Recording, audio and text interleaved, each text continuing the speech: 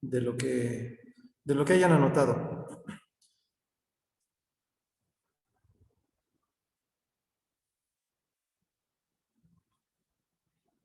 ¿Por qué les cuesta?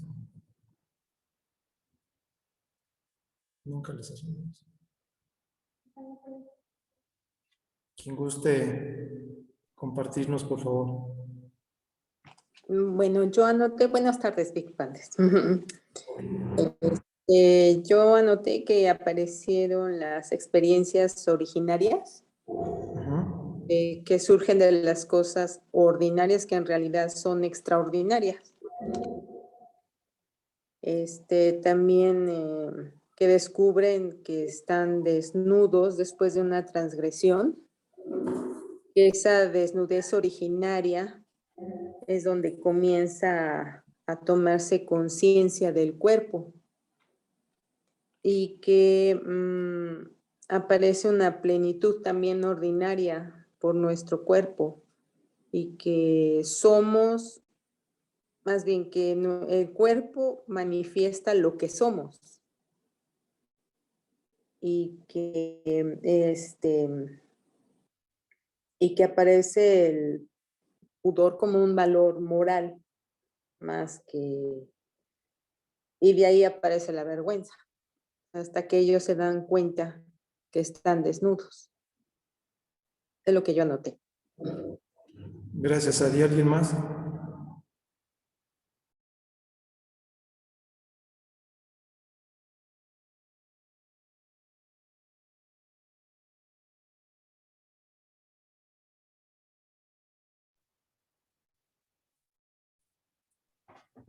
Yo,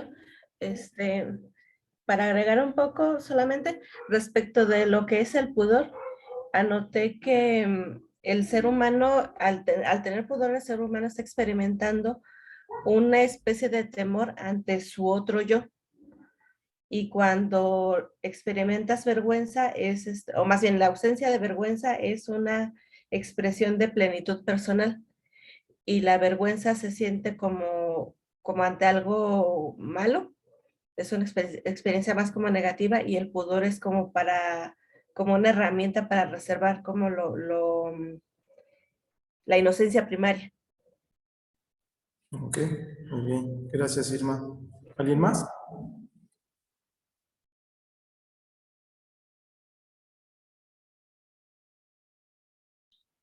Muy bien, si no vamos a trabajar el texto que normalmente lo leemos al último. Vamos a trabajarlo ahorita con un tema que es el don. Vamos a compartirlo y vamos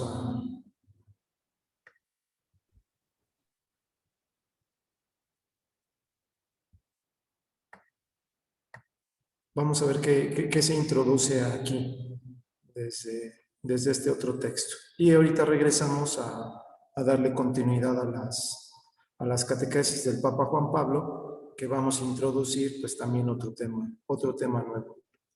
Bueno, ahora sí que vámonos rápido. El lenguaje del don es el lenguaje de la persona. Otra vez, el lenguaje del don es el lenguaje de la persona. Para introducir esta dimensión, Juan Pablo II se refiere a las palabras de Cristo sobre el principio, que hacen referencia al Génesis, es decir, a la creación. El mismo Jesús expresa esa acción creadora de Dios. Al principio, el Creador los hizo varón y hembra, indicando con todo ello que el significado del crear está también en el corazón mismo de las experiencias humanas originarias. Por eso la dimensión del don decide sobre la verdad esencial y sobre la profundidad del significado de la originaria soledad, unidad, desnudez. Entonces aquí este elemento del don va a tener que ver con un aspecto, lo vamos a ver, relacional, pero que está precisamente en el ser de la persona. Crear no es solo llamar a la existencia desde la nada, y así constituir de modo absoluto y radical la existencia del mundo y del hombre en el mundo, sino que es a la vez crear. Otra vez, crear no es solo llamar a la existencia desde la nada, o sea, no es magia. Y así constituir un modo absoluto y radical la existencia del mundo y del hombre en el mundo, sino que a la vez crear, y por eso en su significado más profundo, consiste en dar el ser. Y aquí hay algo sumamente trascendente en lo que estamos introduciendo. O sea, el hecho de crear significa entonces que participamos por ser creados del ser de Dios, que eso lo hablamos desde las primeras 2 sesiones sobre la imagen y la semejanza. Entonces nosotros somos partícipes del ser de Dios. ¿Por qué? Porque nos creó a partir de Él. Nos dio el ser, nos dio la existencia. ¿Desde dónde? Desde lo que Él es. O sea, es una donación fundamental y radical. Es decir, una donación en la que el don surge precisamente de la nada. La existencia, que es expresión del amor y omnipotencia del Creador, hace que toda criatura lleve en sí el signo del don originario y fundamental, tener el ser donado. Entonces, aquí podríamos a lo mejor comentar aquello que en algún momento se dijo sobre la semina verbi, la semilla del verbo. O sea, todos tenemos en nosotros, en nuestro ser, vamos a decirlo así, el sello de la creación de Dios. El sello de lo que Él nos ha donado. Podamos creer lo que podamos creer, podamos estar de acuerdo o no de acuerdo, tener distintas religiones o no. Todos hemos sido creados a su imagen y semejanza. En ellos, entonces, en cada uno de nosotros, se ha creado lo que somos a partir de lo que Dios es y por lo tanto participamos, somos partícipes de su ser.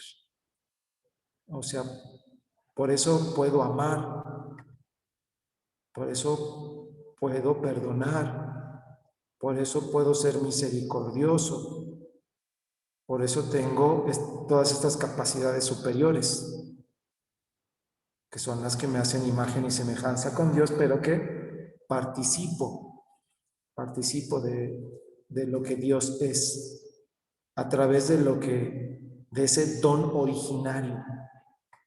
Ya estamos introduciendo entonces un elemento más, el don originario, que es a partir de la creación de Dios.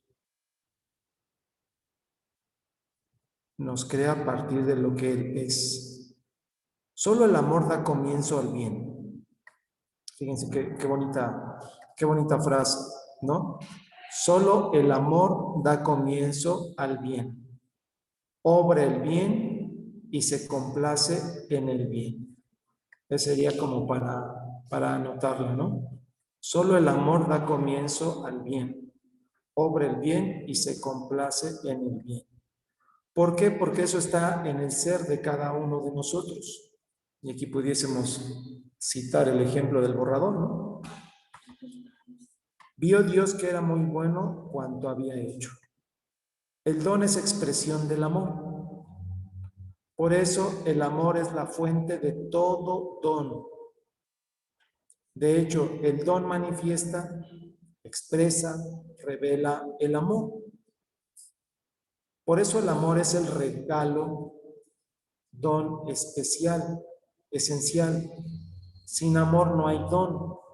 El amor es el que da valor y bondad a todas las cosas. Otro elemento importante. El amor es el que da valor y bondad a todas las cosas. Dios crea libremente movido por el amor. Aquí podríamos ponerlo entre comillas, movido por el amor, entre comillas, porque Él es amor. Entonces, Dios crea libremente porque Él es amor.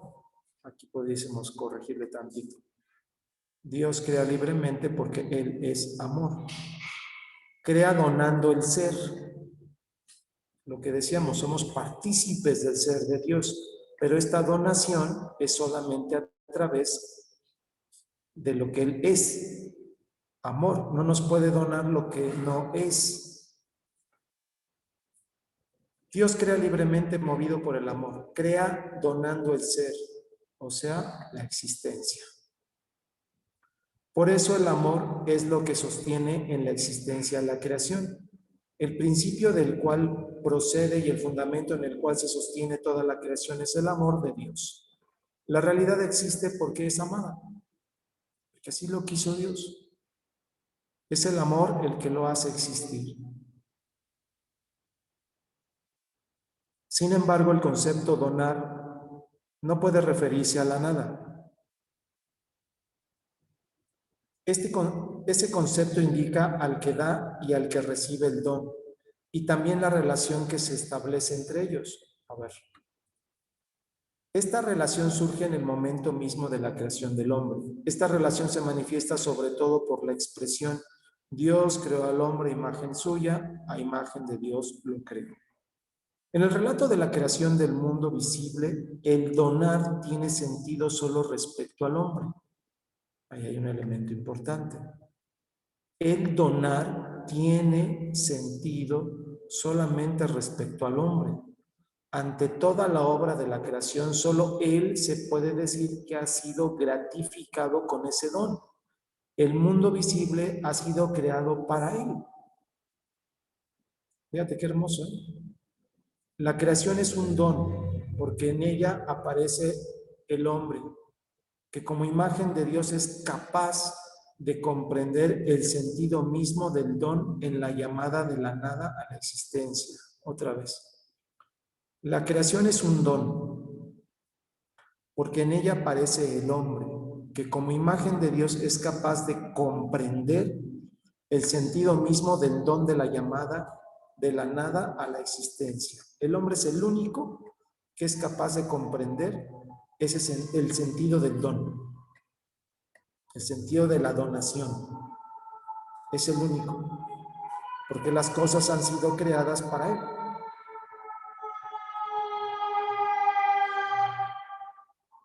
Y es capaz de responder al Creador con el mismo lenguaje de esta comprensión mediante su propia donación. La dinámica del don es el dinamismo existencial fundamental inscrito en la verdad del hombre como imagen de Dios, es decir, en el ser personal del hombre. Ser don es la naturaleza o el significado más íntimo y más profundo de la persona. Ser don es la naturaleza del hombre. Está en la naturaleza del hombre ser don. No que te digan, oiga, don, cuando vas a la tienda. No es eso. No es decir, no es calificar a una persona, sino es la esencia de la persona. O sea, es la naturaleza de la persona, es ser don, o el significado más íntimo y más profundo de la persona. El don revela, por decirlo así, una característica especial de la existencia personal. El don revela, por decirlo así, una característica especial de la existencia personal. Más aún, de la misma esencia de la persona, pues el hombre por sí solo no realiza totalmente su esencia. Pues no, el hombre por sí solo no va a realizar su esencia. Únicamente la realiza existiendo para alguien, para otro, en una relación de don recíproco. Aquí ya está abriendo el elemento de don. Entonces, ¿cómo realiza ese don el hombre? ¿Existiendo para sí? No, sino para alguien, o sea, en la relación con el otro.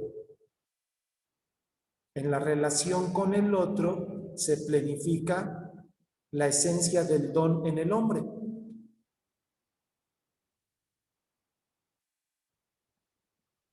No puede ser de otra manera. ¿Cómo manifiesto esa parte esencial en mí de ser para el otro? Pues con el otro.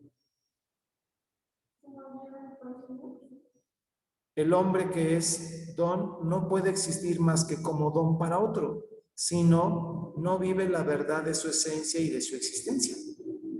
Es otro dato importante. El hombre que es don no puede existir más que como don para otro, sino no vive la verdad de su existencia, de su esencia y de su existencia. O sea, no va a ser feliz, en pocas palabras.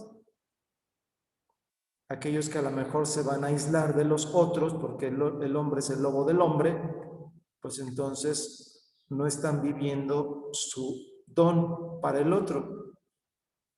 Y por lo tanto, si eso está en tu esencia, vivir lo que es tu esencia significa ser feliz.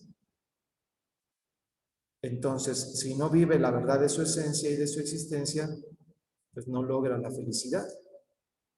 ¿Ahí hablas del complemento o hablas como llegar al corazón? Todavía no llegamos a eso, estamos en la base. Toda persona es un don para los demás. Lleva inscrita en sí misma una llamada a la donación y a través de ella a la comunión. Aquí ya se introduce más, ya vamos más arribita, ya va clarificándose el término. Toda persona es un don para los demás. Lleva inscrita en sí misma una llamada a la donación y a través de ella a la comunión. La comunión de las personas significa existir en un recíproco para.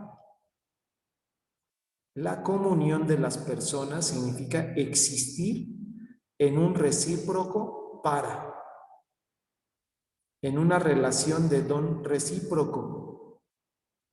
Y esta relación es precisamente la realización del sentido de la soledad originaria del hombre. Esta sí es carne de mi carne, porque allí encuentra entonces Adán la ruptura del sentido de la soledad, cuando encuentra con quien va a planificar su ser para el otro. Bueno, ¿alguna pregunta hasta aquí? ¿O ya nos viajamos?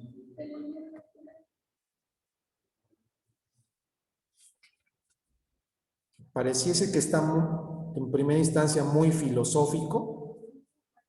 Digo, así escribía también el Papa Juan Pablo, filósofo. Pero bueno, se me hace como que lo va construyendo, lo va desarrollando y con esas últimas líneas queda un poquito más claro. Bueno, respiren, vamos a entrarle entonces a las catequesis. Y ya se acabó 1979. Ahora vamos a 1980 y la que tenemos, creo que fue por sus viajes del Papa que habría que checar. La siguiente que tenemos es la del 30 de julio del 80. O sea, ya pasó casi 6 meses. Más de 6 meses de la anterior. Pero bueno, digo, al menos que no estén bien, pero bueno, es la página del Vaticano donde las estoy descargando. A menos que no. Pero bueno. Entonces, vamos con la donación. Seguimos con la parte de la donación. Vamos a ver cómo lo va expresando el Papa. La donación mutua del hombre y la mujer en el matrimonio. O sea, ya acabamos de ver con lo que leímos, cómo somos seres para relacionarnos con el otro. cómo a partir del otro también yo puedo planificar mi ser don. Y ese don para el otro tiene que, vamos a decir, como una trascendencia más específica, o una trascendencia que es como parte de un culmen. No es como el culmen, sino es parte en cuestión del matrimonio. Ahí es donde se refleja como esta relación mucho más clara del don para el otro, pero no significa que sea exclusivamente, porque también están otros estados de vida como la soltería, la religiosa, el sacerdocio y, bueno, y en este caso el matrimonio. Ok, las reflexiones que venimos haciendo en este ciclo se relacionan con las palabras que Cristo pronunció en el discurso de la montaña sobre el deseo de la mujer por parte del hombre, en el intento de proceder a un examen de fondo sobre lo que caracteriza al hombre de la concupiscencia. Hemos vuelto nuevamente al libro del Génesis. En él, la situación que se llega a crear en la relación recíproca del hombre y de la mujer está delineada con gran finura. Cada una de las frases de Génesis 3 es muy elocuente. Las palabras de Dios, Yahvé, dirigidas a la mujer en Génesis 3:16, buscarás con ardor a tu marido que te dominará.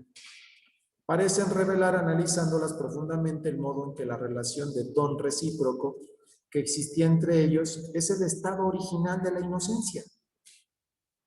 Se cambió tras el pecado original en una relación recíproca de apropiación. Aquí está el elemento fundamental de esta catequesis. Háblale tantito, ¿no? No sé si es... No sé si es aquí, esta puerta. Ábrela, por favor. ¿No es Aurelia? No.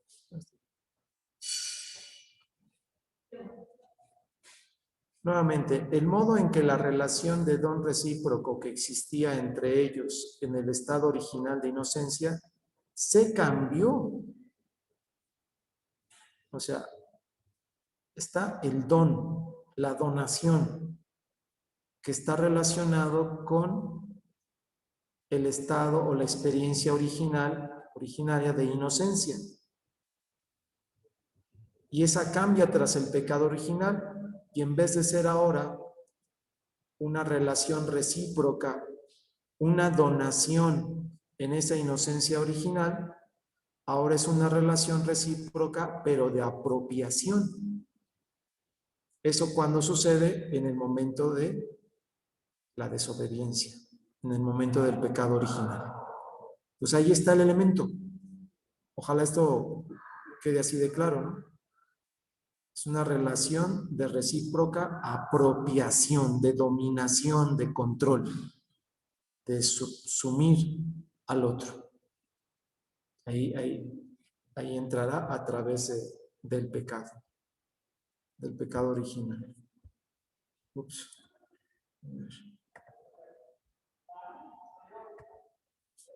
Híjole, quién sabe qué pasó. Déjenme corto y otra vez vuelvo a compartir. Ahí está ya. Si el hombre se relaciona con la mujer hasta el punto de considerarla solo como un objeto del que apropiarse y no como don, al mismo tiempo se condena a sí mismo a hacerse también él para ella solamente objeto de apropiación y no don.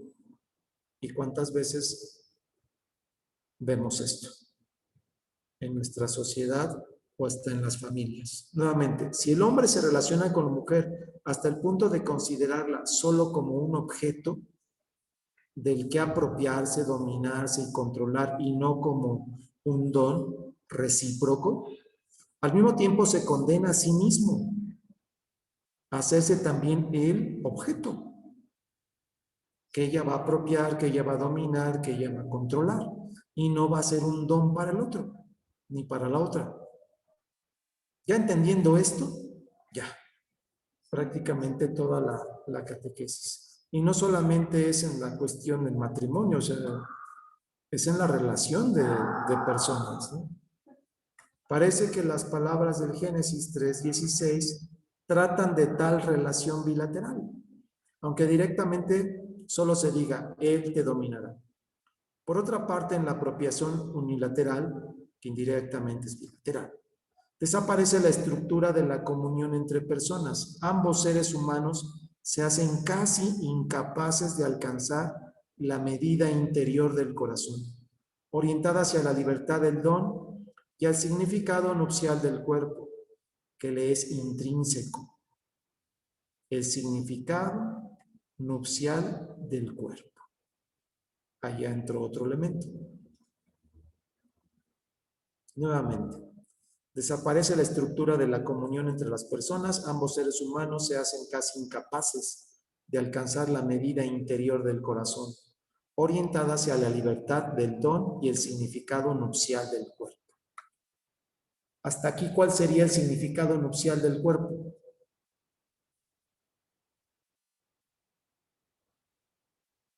¿Quién me dice?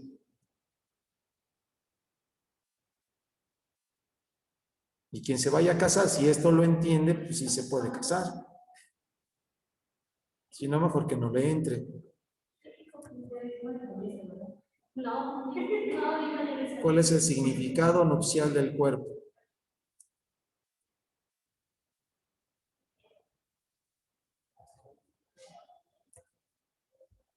Bueno, vamos a seguir. Las palabras del Génesis 3:16 parecen sugerir que esto sucede más bien a expensas de la mujer y que, en todo caso, ella lo siente más que el hombre. Merece la pena prestar ahora atención al menos a ese detalle. Las palabras de Dios, según el Génesis, buscarás con ardor a tu marido que te dominará. Y las de Cristo, según Mateo, el que mira a una mujer deseándola, permiten vislumbrar un cierto paralelismo. Quizá aquí no se trata del hecho de que es principalmente la mujer quien resulta objeto del deseo por parte del hombre, sino más bien que se trata de que, como precedentemente hemos puesto de relieve, el hombre desde el principio debería haber sido custodio de la reciprocidad del don y de su auténtico equilibrio.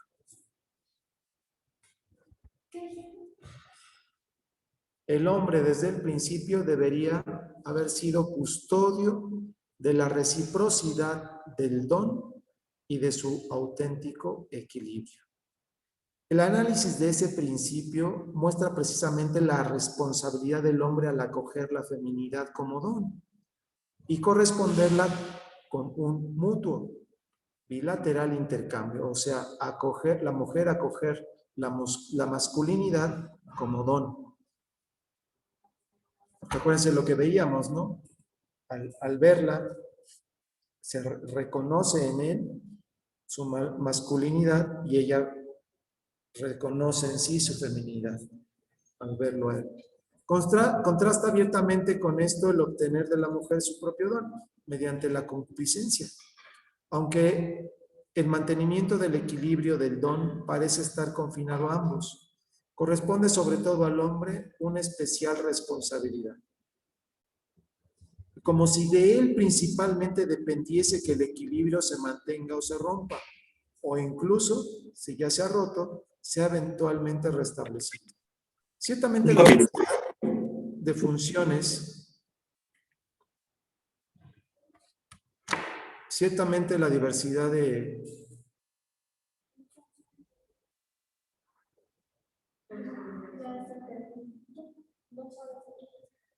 ciertamente la diversidad de funciones según estos enunciados, a los que hacemos aquí referencia como textos clave, estaba también dictada por la marginación social de la mujer en las condiciones de entonces. O sea, también tomemos en cuenta el contexto de la época en la que es escrito el texto, ¿no? Pero también hay en ello encerrada una verdad que tiene su peso independientemente de los condicionamientos específicos debidos a las costumbres de esa determinada situación histórica. La concupiscencia hace que el cuerpo se convierta algo así como en terreno de apropiación de la otra persona.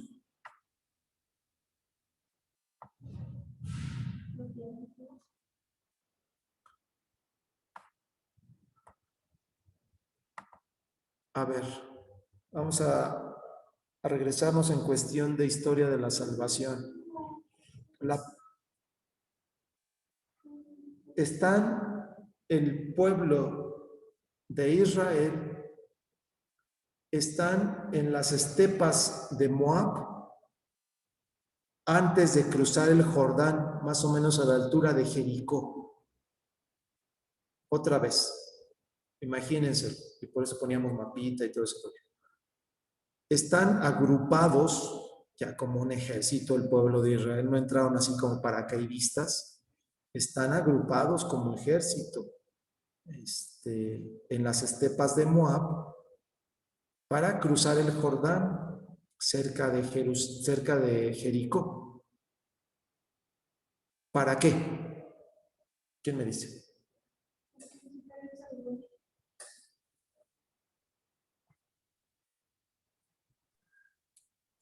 Para entrar a la tierra prometida. Perdón, Luis, no te escuché, tenía bajo.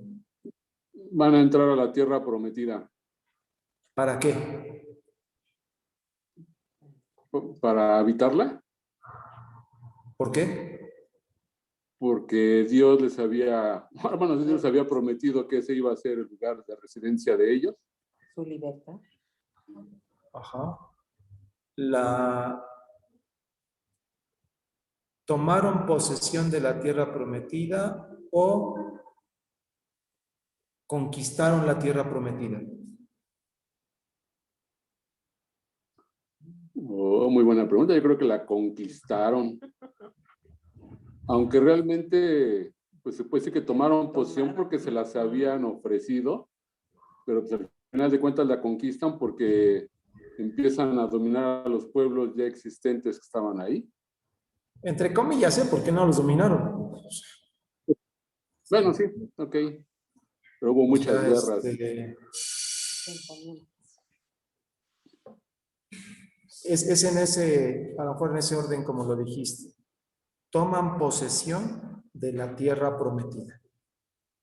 No es una tierra que ellos conquistan.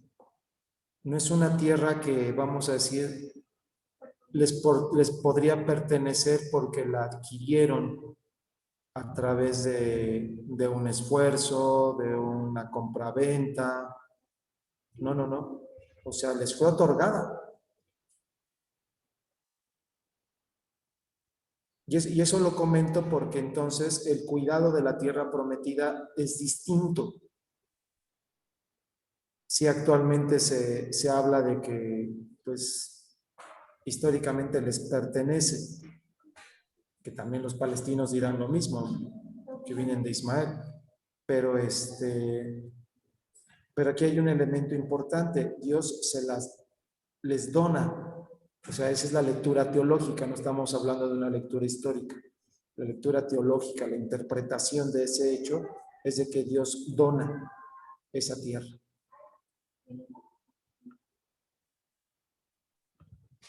¿Y eso por qué lo comento? Voy a regresar a compartir pantalla.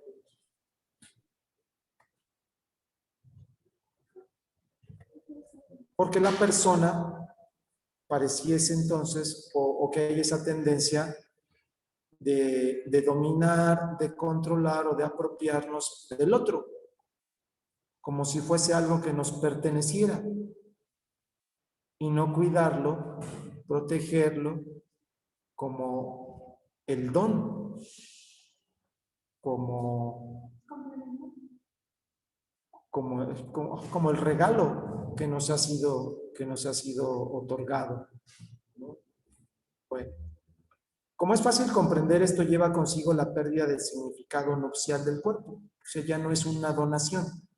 El significado nupcial del cuerpo viene siendo la donación de sí, del otro para el otro, la corresponsabilidad en la donación. Ahí está el significado nupcial del cuerpo. Y junto con esto adquiere otro significado también la recíproca pertenencia de las personas, que uniéndose hasta ser una sola carne. Entonces, el don de sí en la corresponsabilidad con el otro para unirnos y ser una sola carne, ser uno. Pero no se pierde la individualidad a pesar de esa mutua y completa donación. Son a la vez llamadas a pertenecer una a la otra.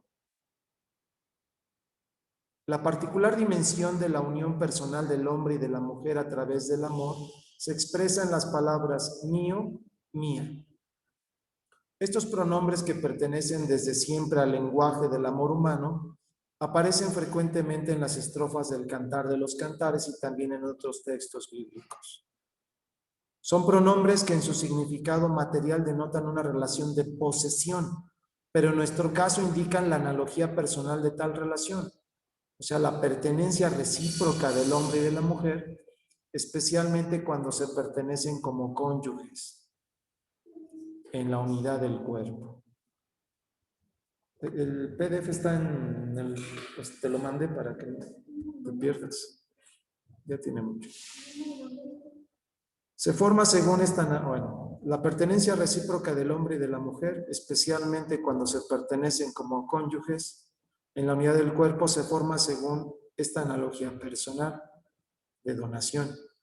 La analogía, como se sabe, indica a la vez la semejanza y también la carencia de identidad. Podemos hablar de la pertenencia recíproca de las personas solamente si tomamos en consideración tal analogía. En efecto, en su significado originario y específico, la pertenencia supone relación del sujeto con el objeto, relación de posesión y de propiedad.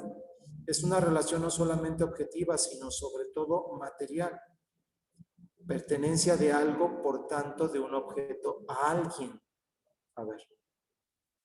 Los términos mío, mía, en el eterno lenguaje del amor humano, no tienen ciertamente tal significado. Indican la reciprocidad de la donación. O sea, en el contexto en que se está diciendo mío, mía, en este sentido de amor, de don, o sea, especifican la reciprocidad de esa donación. Expresan el equilibrio del don. Quizá precisamente esto en primer lugar, es decir, ese equilibrio del don en que se instaura la recíproca comunión de personas. Y si ésta queda instaurada mediante el don recíproco de la masculinidad y la feminidad, se conserva en ella también el significado nupcial del cuerpo. Ciertamente las palabras mío, mía, en el lenguaje del amor, parecen una radical negación de pertenencia en el sentido en que un objeto, cosa material, pertenece al sujeto persona.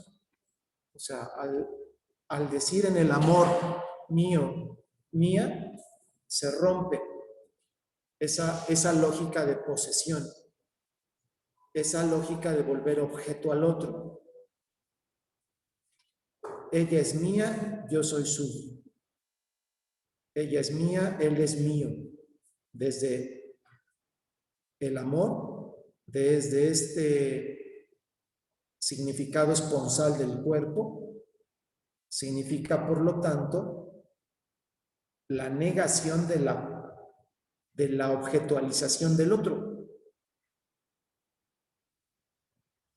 Le pertenezco, pero no en ese sentido de dominación, no en ese sentido de subsumir al otro.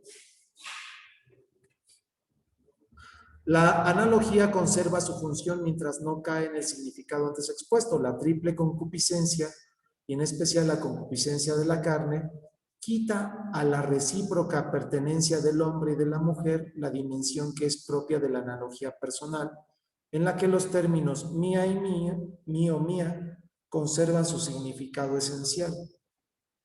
Tal significado esencial está fuera de la ley de la propiedad. Así de sencillo. O sea, es tuya, pero no es tu propiedad. Es tuyo, pero no es tu propiedad. para poderlo dominar, controlar o volverlo un objeto. Tal significado esencial está fuera de la ley de la propiedad, fuera del significado del objeto de posesión. La concupiscencia, en cambio, está orientada hacia este último significado. O sea, lo que el pecado generó, por así decirlo, o genera, es el querer dominar al otro. Es el yo conquisto, el ego conquiro. Del poseer, el ulterior paso va hacia el gozar. El objeto que poseo adquiere para mí un cierto significado en cuanto que dispongo y me sirvo de él. Esta es la parte negativa. Dispongo y me sirvo de él, lo uso.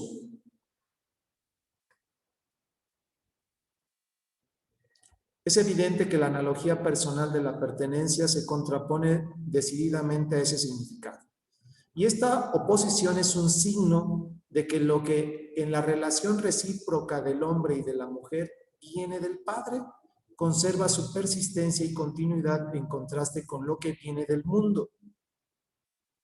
Sin embargo, la concupiscencia de por sí empuja al hombre hacia la posesión del otro como objeto, lo empuja hacia el goce que lleva consigo la negación del significado nupcial del cuerpo. No hay donación, no hay reciprocidad, solamente hay un goce egoísta. He tratado al otro como un objeto. En su esencia, el don desinteresado queda excluido del goce egoísta. Según la primera carta de Juan 2:16, alguien que nos la lea, por favor. ¿Qué dice la primera carta de San Juan? Capítulo 2, versículo 16.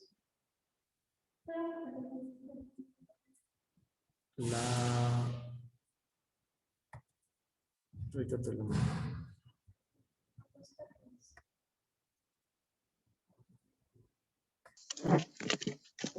Puesto que todo lo que hay en el mundo, la concupiscencia de la carne, la concupiscencia de los ojos y la jactancia de las riquezas, no viene del Padre, sino del mundo. Palabra de Dios.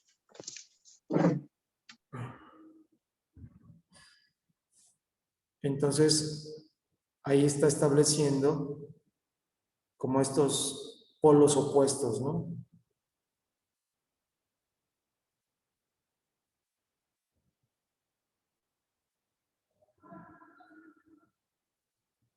Déjenme mando los archivos.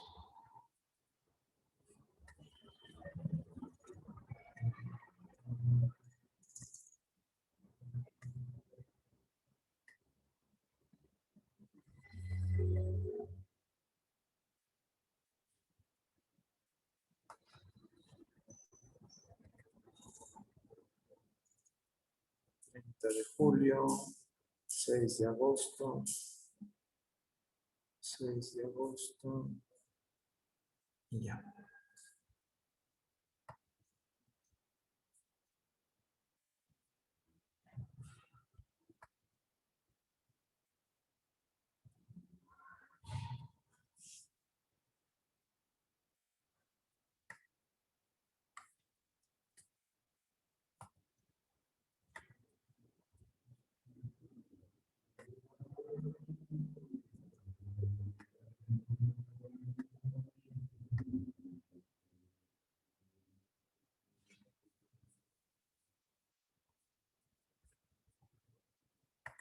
Muy bien.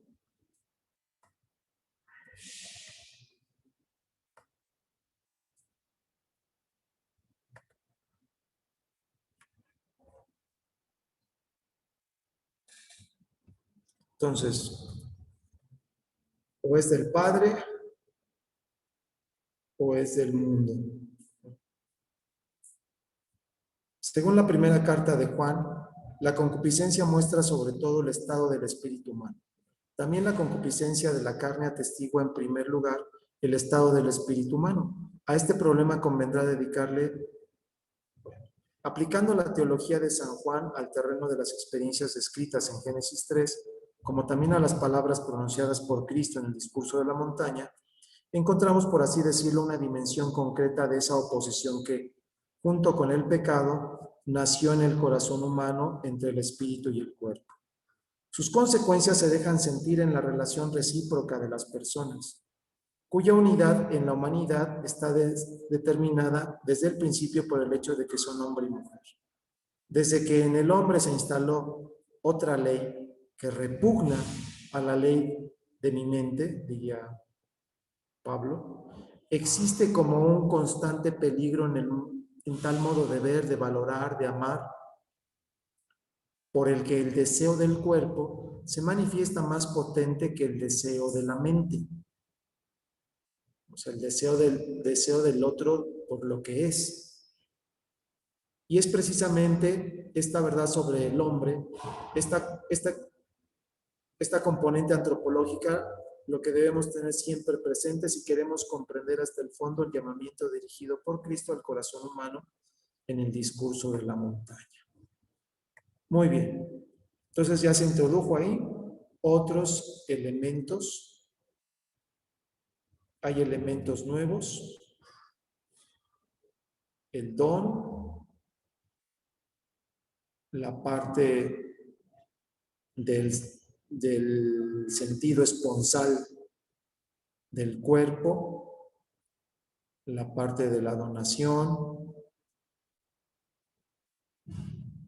el mío, mía, la pertenencia en el amor.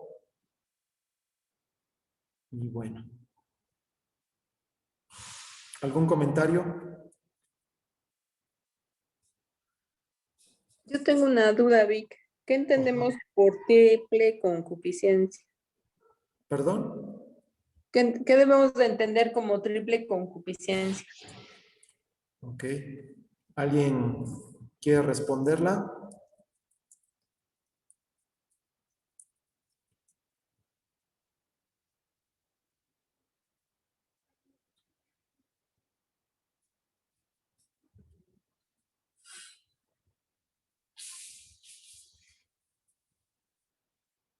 Bueno, ahí vamos a entenderlo por la cuestión de el deseo de la carne, el deseo o la concupiscencia de la vista, la concupiscencia de la carne, y hay otro,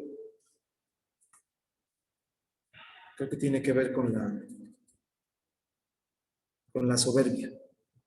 Esa sería la triple concupiscencia.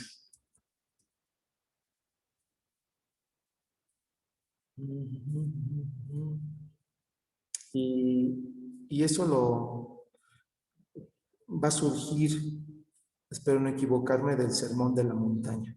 Pero bueno, sería más o menos eso, Adi. Gracias. ¿Alguien algún comentario? Llevamos muy, muy buen tiempo. Y ya nada más nos queda una catequesis. Bueno, hay muchas, ¿no? Son ¿cuántas les dije? 129. 124 catequesis. ¿Cuántas llevamos? ¿Alguien sabe cuántas llevamos? 2, 4, 6, 8, si no me equivoco. 7. 8, ¿no? Fíjense, pues ya de aquí al otro año sí la hacemos, ¿no? Bueno. Creo que después lo vas a ver, o ¿Mande? no lo sé, pero digamos que sí me está quedando claro, pero como que sí me está quedando claro en relación a lo que vendría siendo como más de hombre-mujer, o sea, como de matrimonio. Y no sé si en un momento dado me pudiera quedar un poco claro en cuanto a la comunión entre las personas, o lo que tú comentabas de comunión, a lo mejor de personas religiosas. Como por ejemplo una pregunta que yo tendría, no sé si lo vamos a ver más adelante. Pues es que al final de cuentas, al ser un don, es del uno para el otro. O sea, digo, sabemos que Dios al crearnos nos da el ser, entonces ya estamos recibiendo la parte de Él. Entonces no sé si una persona que sea religiosa, al Él dar su parte del don hacia Dios, hacia Jesús, ya la parte de Jesús esté, por decirlo así, solventada en el don original. Como que esa parte no, o como que nada más tú das tu don y ya,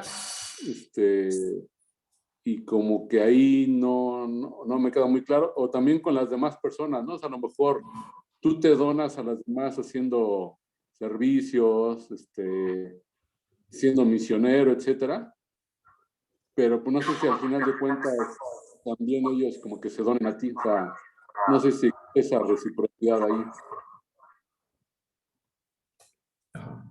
Sí, trato como de entender la pregunta. Digo, hablamos así como, por ejemplo, ¿no? Como comentaba hace tiempo de las personas que están ahorita con los perrijos, ¿no? Ellos obviamente todo su don lo dan a los animales. Digo, no está mal tampoco, ¿verdad? Pero pues obviamente tú no puedes recibir nada de ellos, ¿no? Entonces ahí como que no se completa esa parte del don recíproco. Entre comillas, podríamos poner eso de que no está mal, porque no es lo mejor, no es para lo que fue creado ese don. Ese don es para la reciprocidad con el otro. Con el otro viene esa reciprocidad donde, donde me planifico,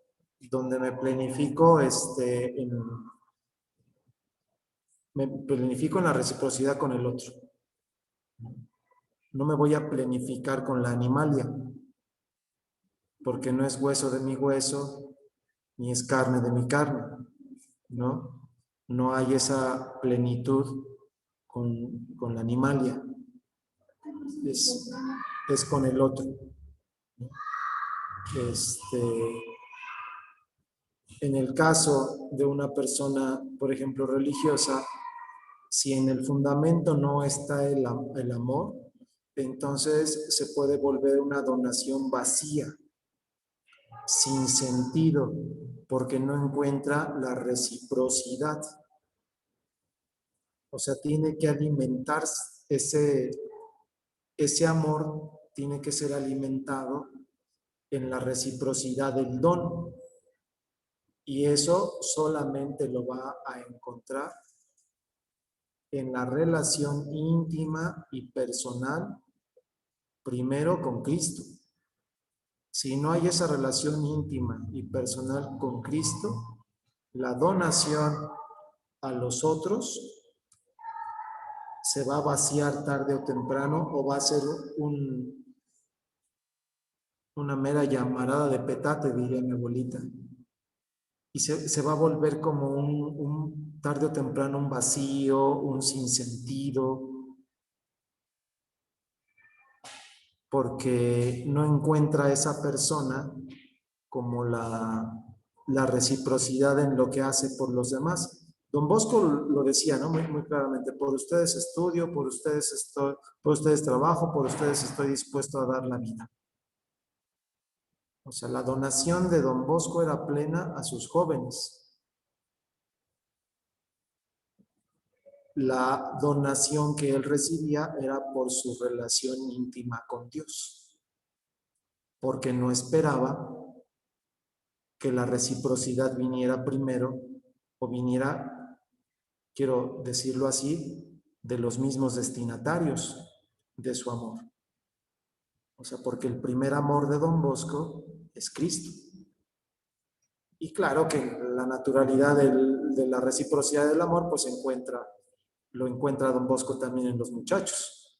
Lo encuentra también Jesús en la viejita que da la moneda, ¿no? La viuda. O sea, la reciprocidad de esa donación la podemos encontrar en en distintos ámbitos, pero desde quien vive la vida religiosa, desde quien vive el sacerdocio, pues si no encuentra ese don con Cristo, híjole, quién sabe cómo viva la opción de vida a la cual fue llamado. Porque vamos a decir, te vas a encontrar obras en las cuales no va a haber esa reciprocidad. Y si no encuentras esa reciprocidad, entonces ¿qué? Pues ya viene la tristeza, viene la amargura, viene la depresión, pues no, porque lo que se está haciendo desde la relación íntima con Cristo. Desde ahí tiene que ser primero.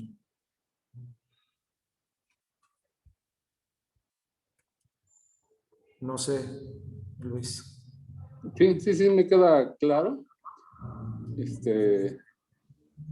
Pero al final de cuentas sí me cuesta un poco trabajo entenderlo. O sea, digo, yo supongo que sí tienes que tener un cierto o un muy alto grado de nivel espiritual. A mí me cuesta mucho trabajo, yo soy muy terrenal, muy conscupiscente, entonces, pues realmente si llegara un poco más de esos grados, como que no lo vislumbro del todo, al final de cuentas, para mi mente, o sea, como que estoy más cerrado todavía.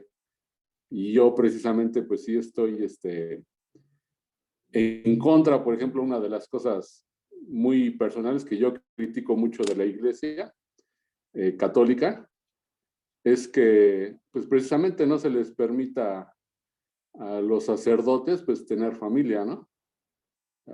Para mí es algo antinatura, entonces y bueno, yo pues, más o menos he tratado de ver algún fundamento en la Biblia y pues realmente no lo he encontrado, ¿no?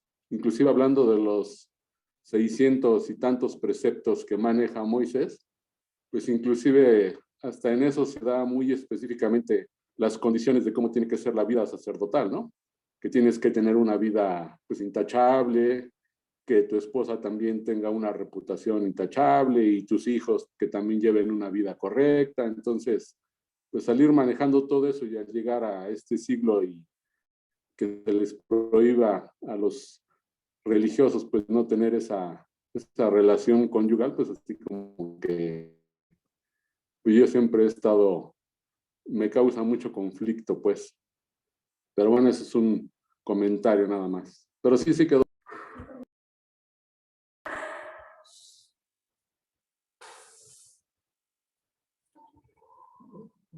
Iba a ser una broma, pero se me fue. Te causa mucho conflicto. Imagínate cuánto conflicto le causaría a un padrecito estar casado y atender la parroquia y atender a la esposa y atender a los hijos, ¿no? Sería como, o sea, si le pregunto ahorita a Adi, no quisieras, bueno, no quisieras que Luis pasara más tiempo contigo, va a decir, no, pues sí, porque pues es mi esposo, ¿no? Y los hijos no quisieran que su papá pasara más tiempo con usted, pues a lo mejor los hijos dirían que sí, ¿no? O sea... Fíjate que no lo sé, Vic, y A ver, te voy a decir por qué. déjame termino mi argumento. Okay. Porque si no, vamos a entrar en un debate. ¿Se me fue la onda? Estabas comentando del tiempo. Hijos, que sí querían que estuvieras más tiempo con tu papá. Ajá, sí. Entonces, para empezar, el matrimonio es una vocación. No todos están llamados al matrimonio. Y hay que leer a San Pablo para eso. Hay unos que nacen eunucos y hay otros que se hacen eunucos por el reino. Pues no todos están llamados al matrimonio. Pero quien está llamado al matrimonio, pues entonces, pues que le eche ganitas, ¿verdad? Porque ahí se va a planificar, porque ese es su llamado. Entonces, una familia requiere atención. Si hablamos desde ahí, desde el aspecto terrenal, una familia requiere atención, requiere tiempo, requiere dinero. O sea, ¿qué sería lo prioritario en un sacerdote? ¿Atender a su familia o atender a la parroquia? Si así no alcanzan a atender a la gente, ahora estando casados, pues ya me imagino, ¿no? Llamándole a la esposa a media misa porque pues se le olvidó ir a recoger a los hijos y pues qué barbaridad, ¿no? Ya estoy como exagerando, pero hay muchas situaciones de familia que se tienen que atender y que requieren el 100% de la atención del esposo, con todo lo que implica el estar con la familia, estar con la esposa, estar con los hijos. Debe de haber una remuneración, debe de tener un trabajo que le remunere para poder atender a la familia. Y en todo eso, ¿dónde cabe? ¿Dónde cabe que se pueda atender una parroquia? ¿En dónde? Es imposible. Es imposible eso. Por eso dice, la mies es mucha y los trabajadores son pocos. Rueguen al Señor para que mande trabajadores. Porque no alcanzan, no se alcanza. El no casar, el que no se permita que se casen los sacerdotes es una medida disciplinaria. O sea, hay que leerlo desde ahí, es una medida disciplinaria que favorece la atención de la comunidad, de la parroquia, en cuanto a compartir el evangelio, en cuanto a acercar a Cristo a los demás. Entonces, pudiese yo exagerar muchas situaciones de casa que se las lleva a la parroquia el padrecito. Imagínense la clase de atención. Si así hay padrecitos que pues no alcanzan o no pueden o no sé, en cuestión de la atención a la parroquia, pues ahora estando casados sería imposible. O atiendes una cosa o atiendes otra. No se pueden atender por una realidad así concreta, si quieren, de cuestiones de actividades y funciones en cada uno de estos ámbitos, no alcanza el tiempo, aunque quisiéramos, ¿no?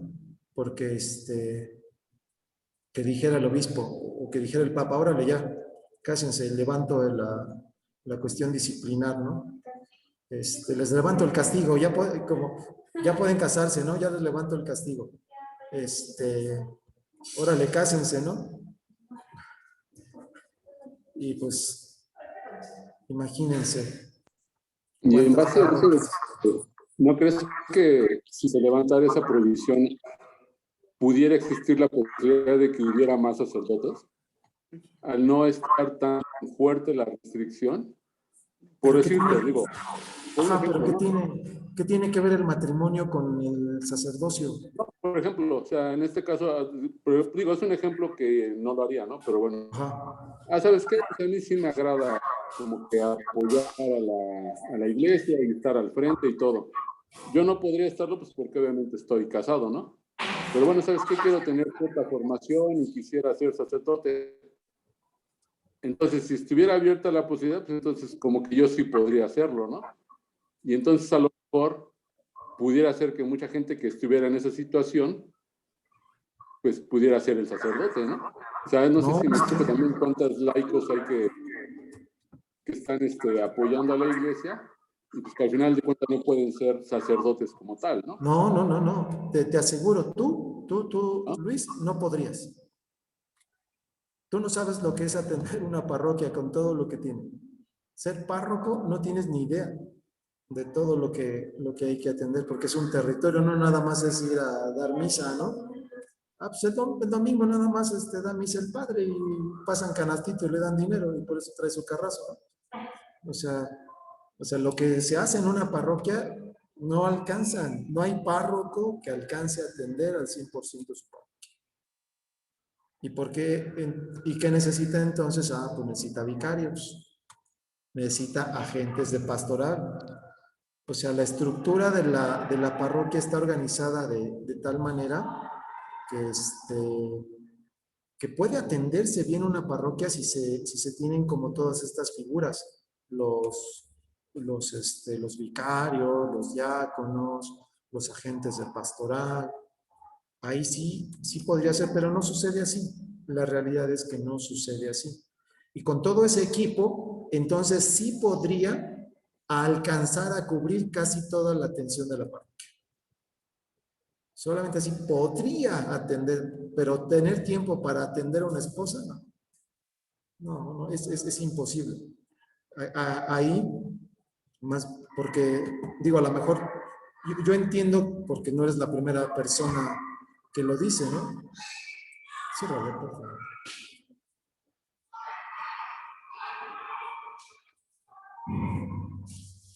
No eres la primera persona que lo dice, se expresa o está en desacuerdo con y piensa que con eso arreglarían cosas. No. Quien quiere trabajar, va a trabajar casado o soltero. Quien va a andar de loco, lo va a hacer. O sea, no implica, ¿no? Entonces, más bien yo aquí, ya que tocas el tema, yo aquí, por ejemplo, a lo mejor, como es el único hombre que estás ahorita en cámara, yo a ti te animaría, que no veo a nadie más, a ti te animaría, ¿por qué no empiezas a prepararte para ser diácono permanente? Porque tú como diácono permanente, tú puedes estar casado, bueno, te tendría que dar permiso Adi de ser diácono permanente. Si ella no te da el permiso, aunque tú quieras, pues no. Y como diácono permanente, pues entonces tú ya puedes apoyar una parroquia en el trabajo pastoral, tú puedes ya casar, tú puedes bautizar, tú puedes bendecir. Lo único que no podrías hacer es consagrar y confesar. Ya de ahí, pues casi todo lo podrías hacer como diácono permanente. Entonces, solamente que se requiere pues una preparación y el permiso de la esposa. Entonces, la figura del pastor casado sí existe. Que no se promueva o que no se animen es otra cosa. Pero la cabeza no tiene, como ya hablando terrenalmente, no tiene el tiempo para poder dedicarlo a atender una familia. Y la parte más preciosa de cada vocación, híjole, están matando a nosotros. La parte más preciosa de cada vocación, pues es lo que le corresponde. ¿Qué le corresponde al matrimonio? El don, el sentido de la donación nupcial, el otro. ¿Qué le corresponde a la vida religiosa, al sacerdocio? Cristo. La donación con Cristo. Eso es lo que le corresponde. Entonces, cada vocación tiene muy, muy en concreto su identidad. Entonces, pero yo entiendo desde dónde lo dices, porque muchas personas lo han comentado también, pero ya cuando empiezas a ver lo que hace, cuáles son las funciones de un sacerdote, de un párroco, pues dices, pobrecito, pues, ¿a qué horas le da tiempo de rezar? ¿A qué horas le da tiempo de vida social? O sea, no. Ahora que si quieren ser sacerdotes porque hay carro nuevo o cosas así, pues, y que hay dinero, pues también va a ser complicado porque no es en general. Espero que esto no esté grabando solo. Creo que sí. Pero, nada, digo, no pasa nada. Quedó grabado y lo vamos a publicar. Ándale. Sí, ¿eh? A compartir. Y como broma mía, ya no me interesa porque al no poder confesar, pues te quitas del mero chisme de todos, entonces ya mejor no le entro. Pero mira, el chisme es en una parroquia, uy, Hay más chisme afuera del confesionario que en el confesionario. Bueno, ching, que está grabado, ¿verdad? Ya. No me den cuerda. Ok, mejor vamos a la catequesis porque ya. A ver. Miércoles 6 de agosto de 1980. El matrimonio a la luz del sermón de la montaña.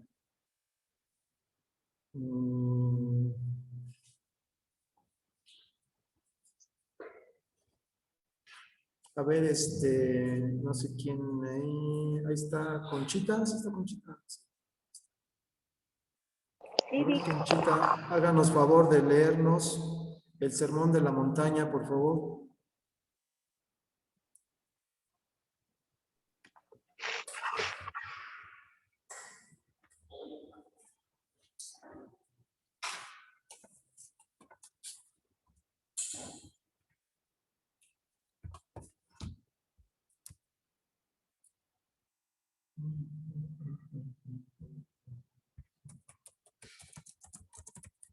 De lo que tenemos en lo que nos mandó. No. En la Biblia. En la Biblia, Mateo lean, 5. por favor, todo el sermón de la montaña, por favor. ¿No tiene la cita?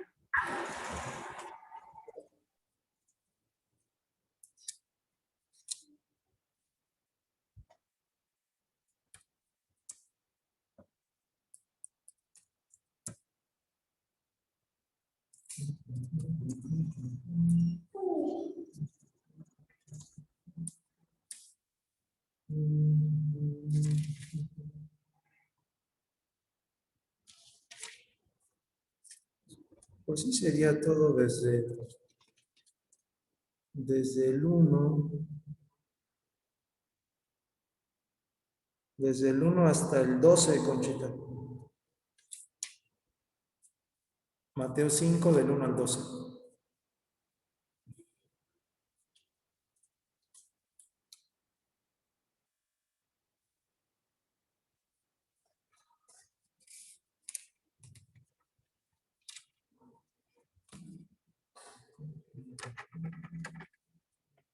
Batería media. Media.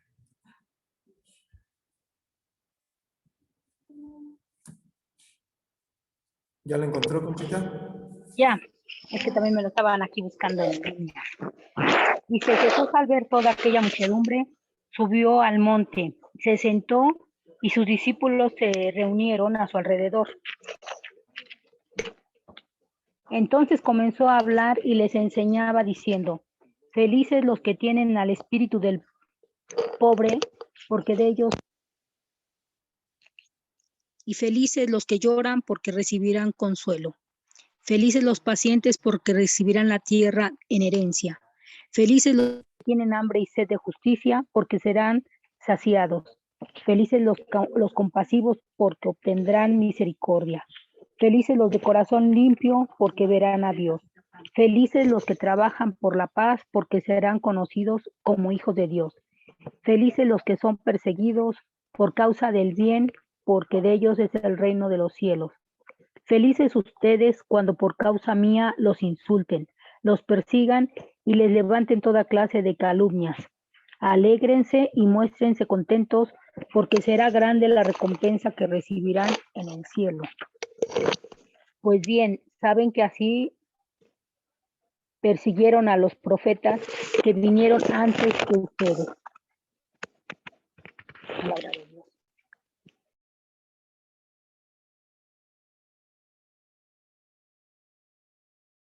Gracias, Conchita. De nada. Bueno, vamos a regresar a la catequesis. Solamente era para ubicar el texto. Ok, prosiguiendo nuestro ciclo, volvemos hoy al discurso de la montaña y precisamente al enunciado: todo el que mira a una mujer deseándola, ya adultera con ella en su corazón. 5:8. Jesús apela aquí al corazón. En su coloquio con los fariseos, Jesús, haciendo referencia al principio, pronuncia las siguientes palabras referentes al libelo de repudio, al acta de repudio. Por la dureza de su corazón, les permitió Moisés repudiar a sus mujeres, pero al principio no fue así. Esta frase encierra indudablemente una acusación, la dureza de corazón. Indica lo que, según el etos del pueblo del Antiguo Testamento, había fundado la situación contraria al originario designio de Dios, según el Génesis.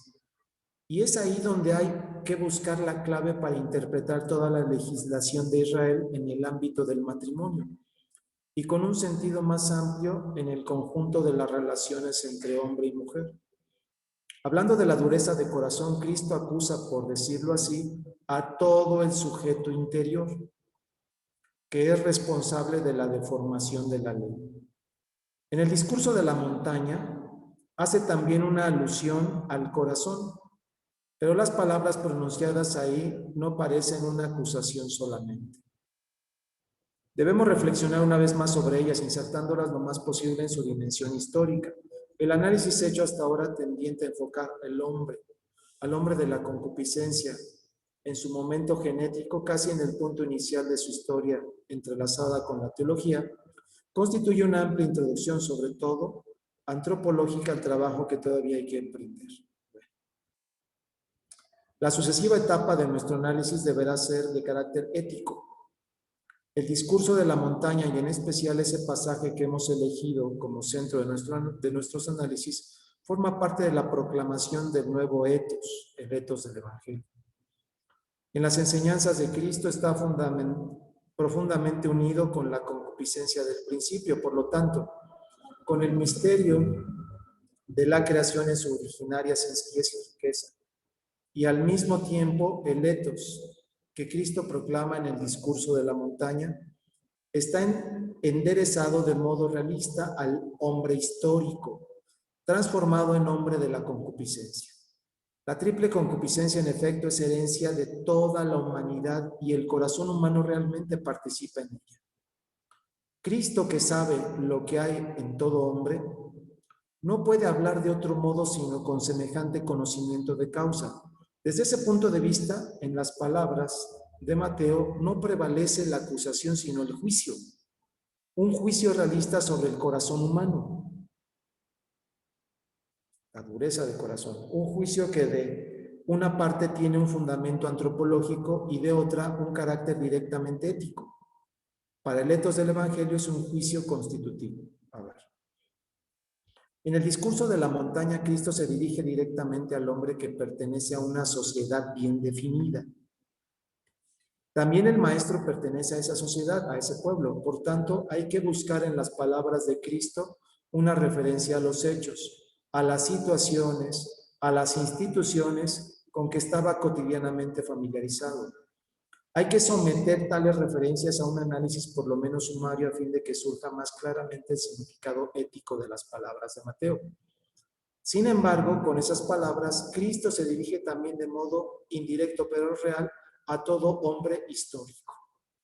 O sea, al hombre que ya no es al hombre originario. Entendiendo este adjetivo sobre todo en función teológica. Y este hombre es precisamente el hombre de la concupiscencia, cuyo misterio y cuyo corazón es conocido por Cristo, pues él conocía lo que en el hombre había. Las palabras del discurso de la montaña nos permiten establecer un contacto con la experiencia interior del hombre. Casi en toda latitud y longitud geográfica, en las diversas épocas, en los diversos condicionamientos sociales y culturales, el hombre de nuestro tiempo se siente llamado por ser nombre en este enunciado de Cristo, no menos que el hombre de entonces, al que el maestro directamente se dirigía. O sea, están las dos figuras, ¿no? El originario y el histórico. El histórico que parte desde el momento del pecado. En esto reside la universalidad del Evangelio, que no es en absoluto una generalización. Quizá precisamente en ese enunciado de Cristo que estamos ahora analizando, eso se manifiesta con particular claridad. En virtud de ese enunciado, el hombre de todo tiempo y de todo lugar se siente llamado en su modo justo, concreto y repetible, porque precisamente Cristo apela al corazón humano, que no puede ser sometido a generalización alguna. Con la categoría del corazón, cada uno es individualizado singularmente más aún que por el nombre. Es alcanzado en lo que lo determina de modo único y repetible. Es definido en su humanidad desde el interior. ¿Qué está haciendo aquí el Papa Juan Pablo? Pues está haciendo eso, está individualizando. Está hablando de que cada quien, cada persona tiene una realidad concreta. Y esa realidad concreta se manifiesta desde su corazón. Desde ahí puede salir lo bueno o puede salir lo malo, pero corresponde a cada persona. La imagen del hombre de la concupiscencia afecta ante todo a su interior.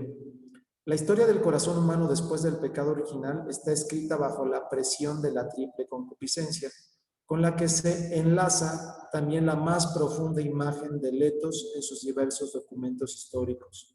Sin embargo, ese interior es también la fuerza que decide sobre el comportamiento humano exterior. O sea, no es lo que entra, sino lo que sale, lo que hace daño. Y también sobre la forma de múltiples estructuras e instituciones a nivel de vida social. Si de estas estructuras e instituciones deducimos los contenidos de Letos en sus diversas formulaciones históricas, siempre encontramos ese aspecto íntimo, propio de la imagen interior del hombre. Esta es, en efecto, la componente más esencial.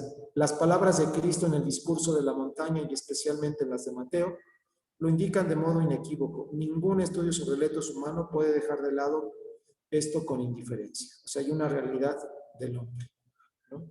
Por tanto, en nuestras sucesivas reflexiones trataremos de someter a un análisis más detallado ese enunciado de Cristo que dice: habéis oído que fue dicho, no adulterarás, pero yo les digo que todo el que mira a una mujer deseándola, ya adulteró con ella en su corazón. O también ya la ha hecho adúltera en su corazón. Y eso, entonces, lo continúa el Papa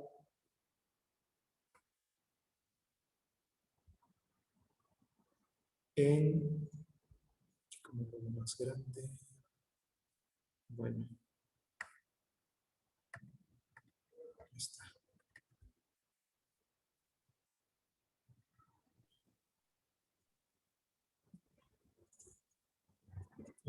Estamos viendo. Ay, ¿cuál acabamos de ver? ¿De qué fecha? 6 de agosto. 6 de agosto. Se lo tome donde. Salta, poquito. 150, 90. Ya bajó tantito la de abajo. Ok. Vamos a cerrar con esta, la del 13 de agosto. Está muy cortita. 2 para la mañana. Estoy tomando mucho medicamento. ¿Y no te tomaste la de hidro? Sí, en la mañana. Sí, se tomó No más mañana su medicina. No me la regañen porque sí se tomó su medicina.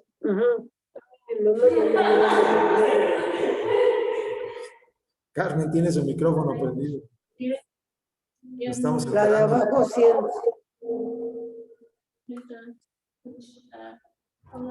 Carmen, ¿nos escucha? Está su micrófono encendido.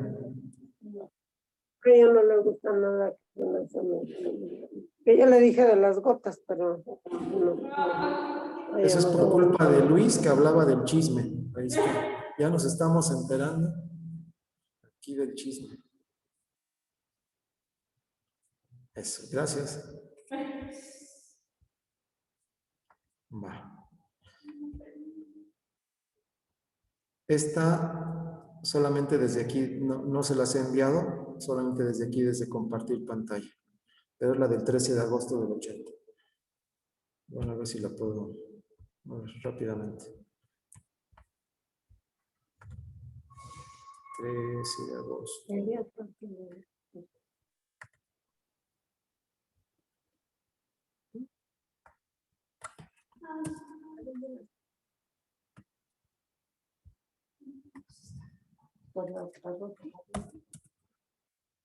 Uy, eso no es. Ya. 13, ¿ya les envié la del 13?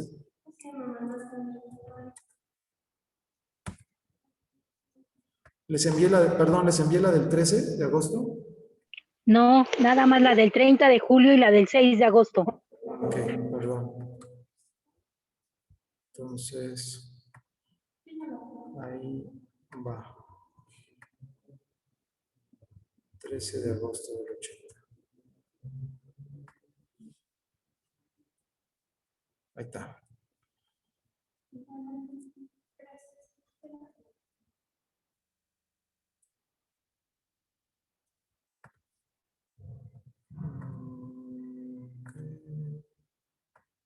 Ok.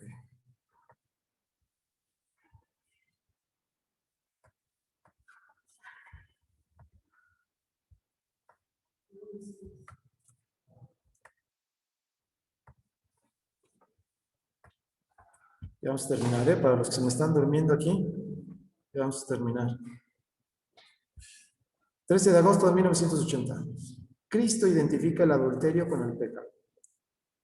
El análisis de la afirmación de Cristo durante el Sermón de la Montaña, afirmación que se refiere al adulterio y al deseo que él llama adulterio cometido en el corazón, debe realizarse comenzando por las primeras palabras. Cristo dice: habéis oído que fue dicho, no adulterarás. Tiene en su mente el mandamiento de Dios, que en el Decálogo figura en el 6º lugar y forma parte de la tabla de la ley, y que Moisés había obtenido de Dios. O sea, esa referencia que está haciendo Jesús al decir, habéis oído que fue dicho, no adulterarás, está haciendo referencia a los mandamientos que lo tienen claro los fariseos. Entonces, es un diálogo entre quienes están hablando de lo que saben. Veámoslo de pronto desde el punto de vista de los oyentes directos del Sermón de la Montaña. De los que escucharon la palabra de Cristo, son hijos e hijas del pueblo elegido, pueblo que había recibido la ley del propio Dios. Había recibido también a los profetas, los cuales repetidamente a través de los siglos habían lamentado precisamente la relación mantenida con esa ley, las múltiples transgresiones de la misma. O sea, esa ley no fue obedecida como tenía que ser, si no, no hubiese venido Cristo. También Cristo habla de tales transgresiones. Más aún habla de cierta interpretación humana de la ley, que eso es lo que hacían los fariseos. Hacían una interpretación, daban preceptos, o determinaban, si no estaba dentro de esos 613 preceptos, pues ellos determinaban en base a lo que consideraban supuestamente de acuerdo a la ley, pero era principalmente a esos preceptos que ellos habían desarrollado. Más aún habla de cierta interpretación humana de la ley en que se borra y desaparece el justo significado del bien y del mal, especialmente querido por el divino legislador. La ley efectivamente es sobre todo un medio indispensable para que sobreabunde la justicia. O sea, aquí pudiésemos encontrarnos o recordar la pregunta que les hace a los fariseos Jesús: ¿qué está permitido hacer en sábado? ¿Hacer el bien? Casi así lo dijo, ¿no? ¿Hacer el bien o hacer el mal? Y por eso se callaron, ¿no? Entonces, otra vez, la ley efectivamente es sobre todo un medio indispensable para que sobreabunde la justicia. Para eso fue dada la ley, para eso fue dado el Decálogo. Cristo quiere que esa justicia supere a la de los escribas y fariseos. Ellos elaboran preceptos, o sea, están los 10 mandamientos y ellos elaboran unos preceptos. Y elaboran y van como algunos hasta exagerándolos, que pierden ya el sentido de la justicia, del bien y de la misericordia que en un principio o que tiene como fundamento la ley. Cuando Jesús hace epikeia, es que está desobedeciendo la ley por el sentido profundo de la ley del bien, la justicia y la misericordia. Cuando los preceptos, entre comillas, la ley, no están planificando a la persona en justicia, en bondad y misericordia, entonces se desobedece por el sentido profundo de la ley, que es la justicia, el bien, la misericordia. Entonces ellos adaptaron la ley, generaron preceptos que oprimían a las personas, les ponían cargas pesadas, les dice Jesús, ¿no? Que ni ellos están dispuestos a llevar. Por eso va hacia esa ley. Jesús, la que está criticando, la que está confrontando, es esa ley que ellos elaboraron, por así decirlo.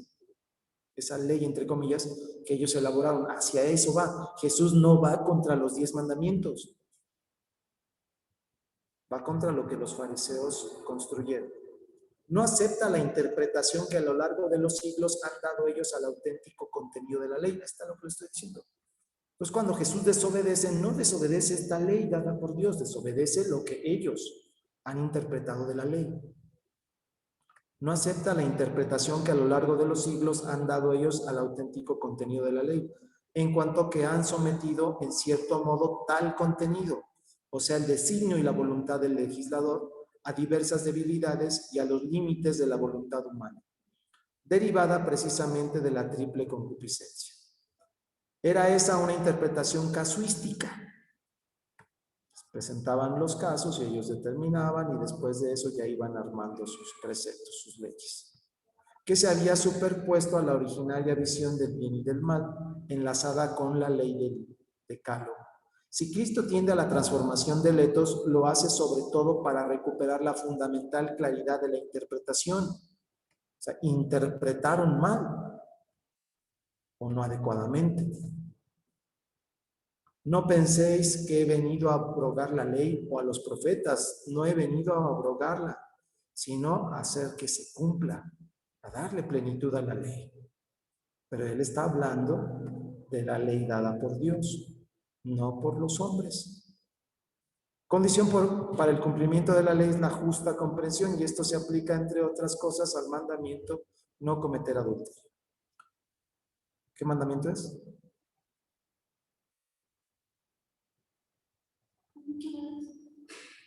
¿Alguien sabe de qué mandamiento estamos hablando? ¿Qué número de mandamiento? El sexto, ¿no? El sexto. Gracias. Quien siga por las páginas del Antiguo Testamento la historia del pueblo elegido de los tiempos de Abraham, encontrará allí abundantes hechos que prueban cómo se practicaba y cómo, en consecuencia de esa práctica, se elaboraba la interpretación casuística de la ley. O sea, eso lo permitió Moisés por la dureza de corazón. Surgían casos. Es un pueblo que está construyendo, que se está construyendo. O sea, no es que vea yo de forma negativa o se vea de forma negativa completamente esos 613 preceptos. Más bien fue cómo los fueron construyendo. Al final, o sea, había casos que había que resolver y se iba legislando. Y ahí se iba construyendo.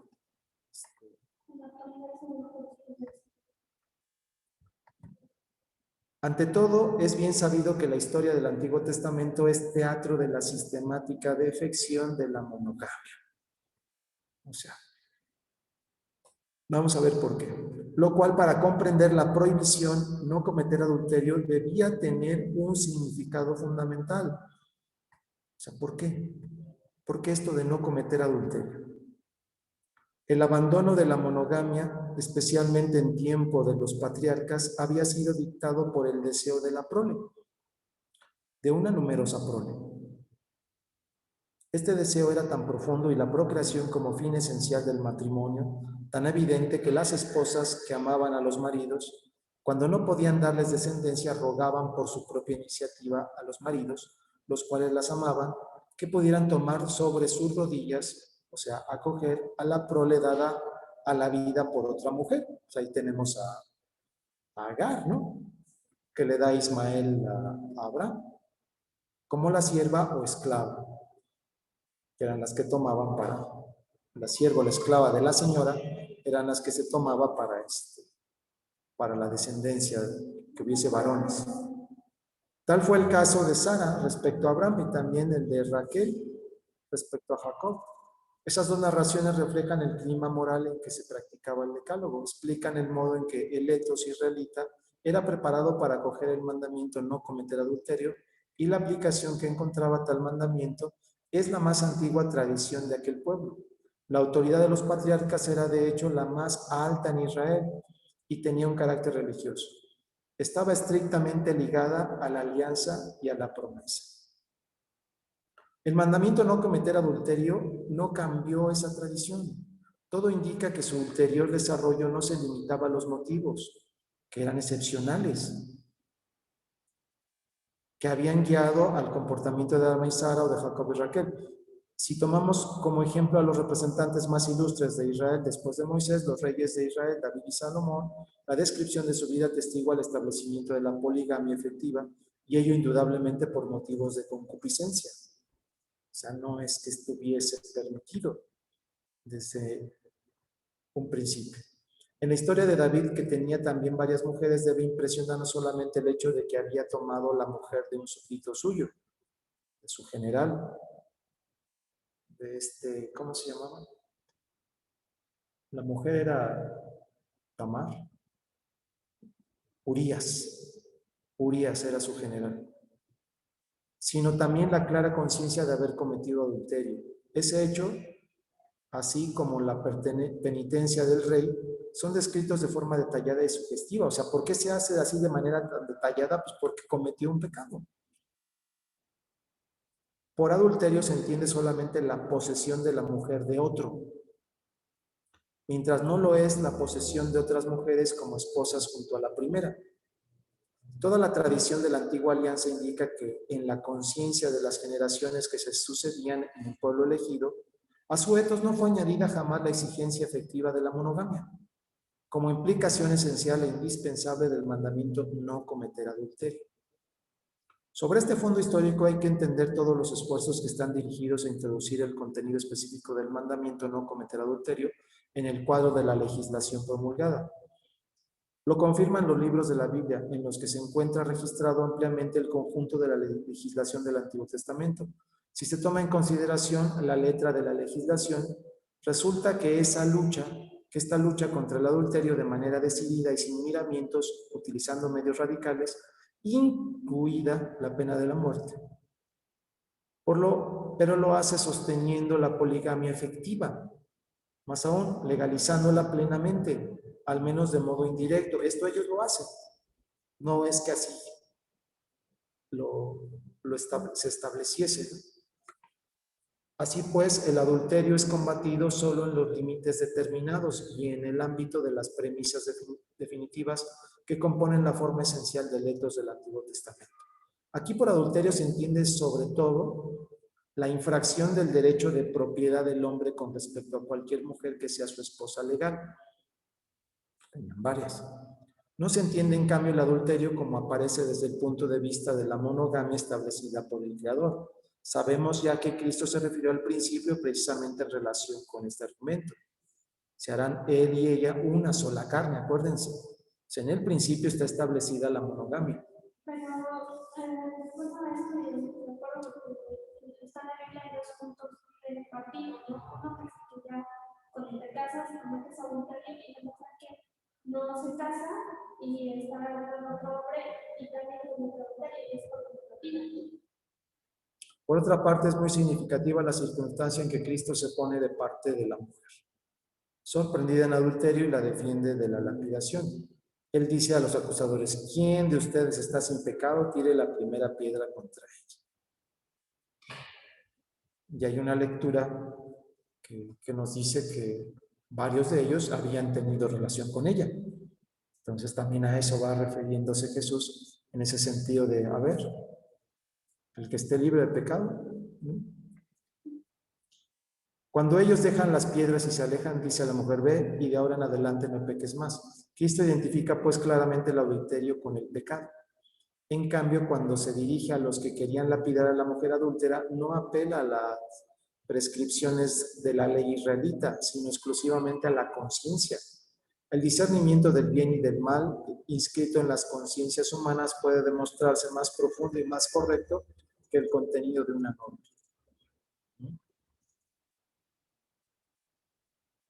Bueno, como hemos visto la historia del pueblo de Dios en la antigua alianza, se desarrollaba en gran medida fuera del contenido normativo encerrado por Dios en el mandamiento no cometer adulterio. Pesaba, por así decirlo, a su lado. Pasaba, por así decirlo, a su lado. Cristo desea enderezar estas desviaciones. Fíjense aquí la importancia de lo que está estableciendo el Papa, ¿no? Cristo desea enderezar estas desviaciones. De aquí las palabras pronunciadas por él en el Sermón de la Montaña. Okay. Ese inicio está muy interesante, pero bueno, ahí está. Ya la próxima semana terminamos con esta parte del adulterio y creo que ahí cerraríamos, veríamos, voy a checar las otras, digo, vienen temas también están muy interesantes, pero ya se introdujo en cuestión de este significado de la donación esponsal, lo que va haciendo referencia al matrimonio, que ese es como uno de los elementos fundamentales en la teología del cuerpo. No exclusivo, porque ya vimos en el inicio que cómo se fundamenta del don en reciprocidad para el otro, y no habla solamente de la parte del matrimonio, ¿no? Sino podemos relacionarnos con el otro, con la otra, en distintos aspectos o estados de vida, en la soltería, en el matrimonio, en la vida religiosa, en la vida sacerdotal, en familia, las amistades. Ahí se pueden también manifestar el don para los demás. Muy bien. Espero que no haya sido tan cansado hoy.